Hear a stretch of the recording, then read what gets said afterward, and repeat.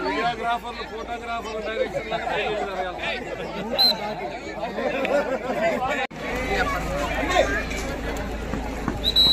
ఇవన్నీ ఎందుకు చేస్తారు అంటే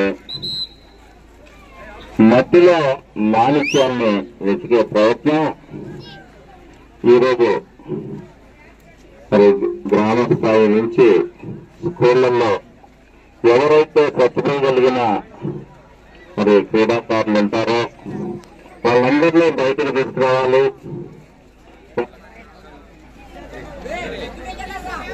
మాట్లాడకండి.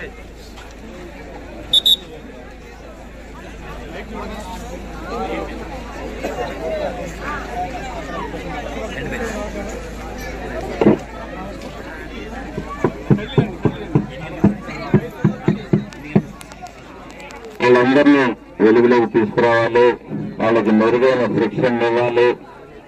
మరి సుమారు 150 కోట్ల విజయం మన భారతదేశం ఈరోజు క్రీడల్లో వెనుకబడింది.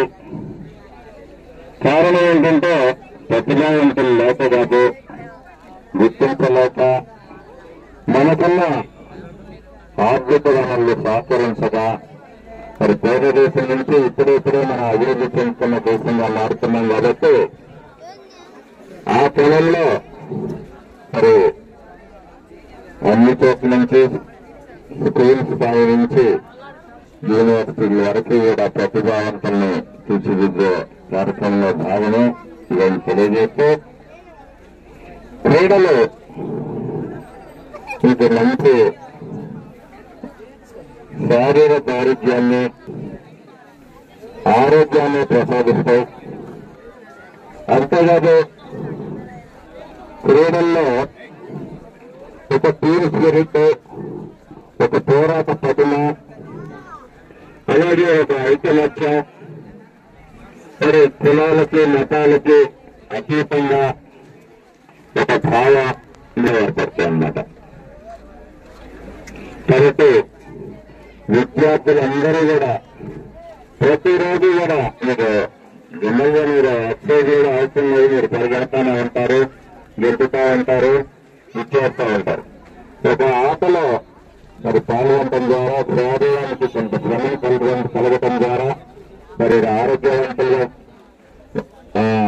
తీర్చిదిద్దబడతారు. కాబట్టి చదువులో ఒక భాగంగా ప్రధానమైన భాగంగా గుర్తించి ఖాళీ సమయాన్ని సెల్ ఫోన్లు చేస్తే సమయాన్ని వృధా చేయకుండా ఇండోర్ అవుట్డోర్ గేమ్లు ఆడుతూ మీరు భవిష్యత్తు కూడా క్రీడాకారులు కూడా ఉద్యోగాల్లో రిజర్వేషన్లు కాబట్టి ఆ దిశలో కూడా మీ అందరూ కూడా ముందుకు సాగాలని చెప్పేసి కోరుకుంటూ మీ అందరికీ శుభాభినందనలు తెలియజేస్తూ సెలవు తీసుకుంటున్నాను.